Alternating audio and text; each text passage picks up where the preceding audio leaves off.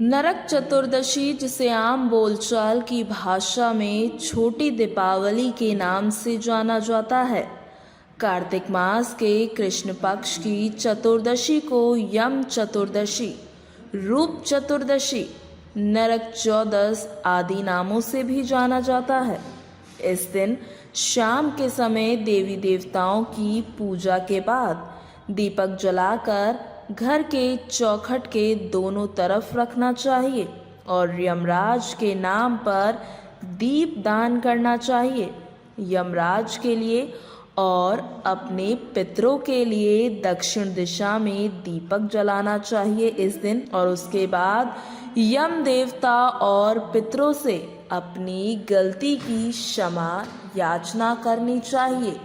मान्यता ये कहती है कि नरक चतुर्दशी के दिन आधी रात में घर में पड़े बेकार सामान को बाहर निकाल कर फेंक देना चाहिए, क्योंकि अगले दिन दीपावली का पर्व होता है और माना जाता है कि दीपावली पर माता लक्ष्मी घर के अंदर प्रवेश करती हैं।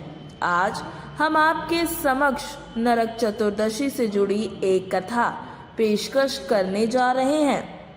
बता दें आपको, प्राचीन काल में नरकासुर नामक एक बहुत ही अत्याचारी राक्षस हुआ करता था, जिसका वर्णन पुराणों में भी किया गया है। भूदेवी के बेटे नरक ने घनघोर तपस्या करने के बाद भगवान ब्रह्मा द्वारा दिए गए एक आशीर्वाद से असीम शक्तियों की प्राप्ति कर ली थी, और इसके बाद लोगों को बहुत ज़्यादा कठिनाइयों का सामना करना पड़ा। लोगों को उसका अत्याचार सहना पड़ा। दानव इंसानों पर अत्याचार करते थे और महिलाओं का अपहरण कर उन्हें महल में कैद कर लेते थे। नरकासुर के अत्याचार को सहन करने में असमर्थ देवता भगवान श्री कृष्ण से प्राणियों की रक्षा करने के लिए विनती करने पहुंचे, लेकिन राक्षस नरकासुर को एक वरदान था कि वह केवल अपनी मां भूदेवी के हाथों से ही मर सकता है।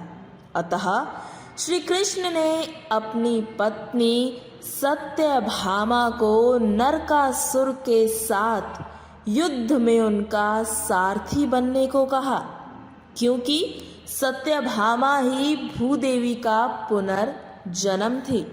युद्ध में श्री कृष्ण ने नरकासुर को एक तीर से बेहोश कर दिया, तो सत्यभामा ने धनुष उठाकर नरकासुर को निशाना बनाते हुए तीर मारा, जिससे राक्षस नरकासुर की तुरंत ही मौत हो गई।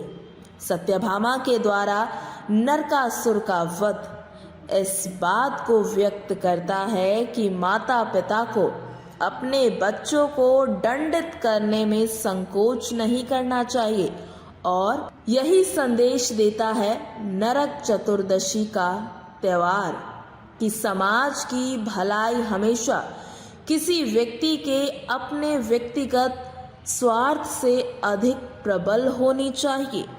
माँ भूदेवी ने कहा कि मारे गए राक्षस नरकासुर की मृत्यु शोक के रूप में नहीं मनाई जाएगी, बल्कि इसे एक जश्न के रूप में मनाना चाहिए। ऐसा माना जाता है कि नरकासुर की मृत्यु के बाद भगवान श्री कृष्ण के शरीर पर पड़े रक्त के छींटे को साफ करने के लिए उन्होंने स्वयं तेल से स्नान किया था।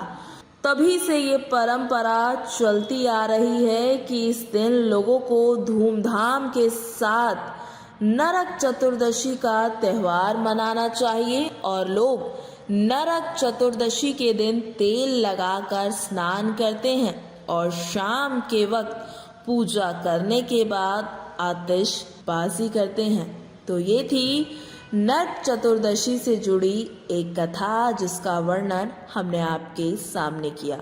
आशा है आपको ये जानकारी काफ़ी पसंद आई होगी।